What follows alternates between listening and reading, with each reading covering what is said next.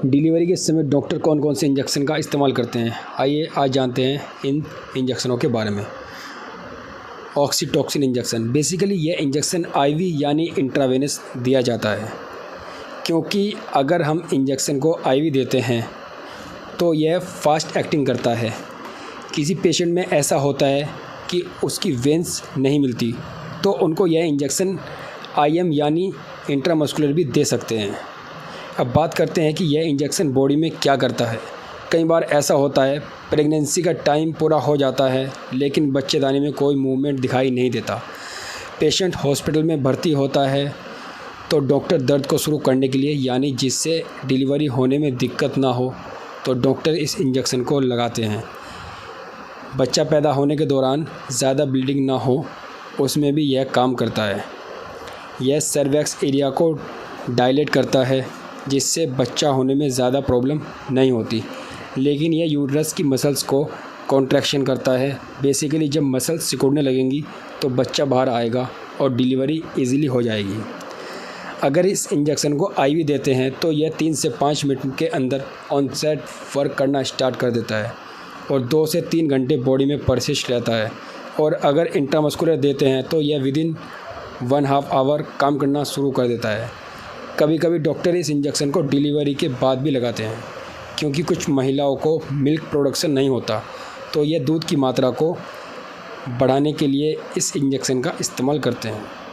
कुछ पेशेंट में इसके साइड इफ़ेक्ट भी देखने को मिलते हैं, जैसे इरेगुलर हार्ट बीट, धड़कनों का बढ़ जाना, वॉमिटिंग, उल्टी का होना या जी मिचलाना। अब बात करते हैं दूसरे इंजेक्शन के बारे में, मेथाइल अर्गोमेटिन। मेथाइल अर्गोमेटिन का इंजेक्शन बेसिकली तब इस्तेमाल किया जाता है जब सर्वैक्स तो खुला हुआ होता है लेकिन महिला अंदर से ताकत नहीं लगा पाती। यह इंजेक्शन यूट्रस की ब्लीडिंग को रोकने में भी मदद करता है, जो दर्द बच्चा पैदा होने के बाद होता है। यह यूट्रस की जो स्मूथ मसल्स होती हैं उस पर एक्ट करता है और बच्चा होने के बाद जो ब्लीडिंग होती है उसको रोकता है। अब बात करते हैं कि इसको इस्तेमाल कैसे करते हैं। यह इंजेक्शन 0.2 mg में होता है, जो कि हम IM यानी इंट्रामस्कुलर, IV, इंट्रावेनस और SC सबक्यूटेनियस तीनों तरीके से पेशेंट को दे सकते हैं। इस इंजेक्शन के कुछ साइड इफ़ेक्ट भी देखने को मिलते हैं, जैसे पैरों में ऐंठन हो जाती है और हार्ट रेट स्लो हो जाती है। यह बहुत रेयर केस में इस्तेमाल किया जाता है।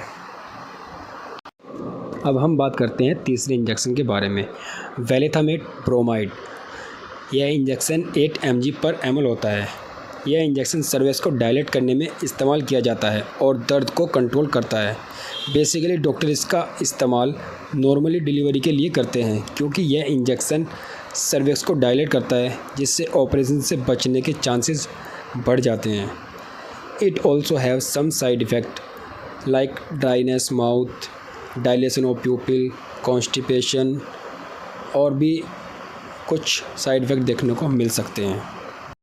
अब बात करते हैं चौथे इंजेक्शन के बारे में, रिटोड्राइन हाइड्रोक्लोराइड। यह इंजेक्शन 10 mg/ml होता है। कुछ केसेस में ऐसा होता है कि प्रेग्नेंट वुमन को टाइम से पहले दर्द स्टार्ट हो जाता है, जैसे 8वें महीने में, और सर्विक्स का मुंह भी नहीं खुला होता, जिसको हम प्रीटर्म लेबर या प्रीटर्म डिलीवरी भी बोलते हैं। कभी कभी यह दर्द यूट्रस के सिकुड़ने की वजह से भी होता है। जब यूट्रस सिकुड़ती है तो महिला को दर्द होना शुरू हो जाता है, तो उस समय रिटोडिन इंजेक्शन का इस्तेमाल किया जाता है। यह इंजेक्शन डायरेक्ट इस्तेमाल नहीं किया जाता, यह इंजेक्शन इन्फ्यूज़न में मिक्स करके इस्तेमाल किया जाता है।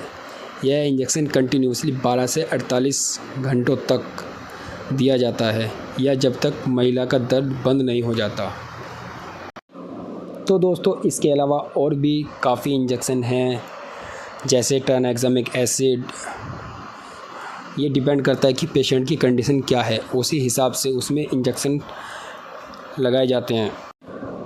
तो दोस्तों, उम्मीद करता हूँ आपको इस वीडियोस के ज़रिए बहुत ज़्यादा इन्फॉर्मेशन मिली होगी।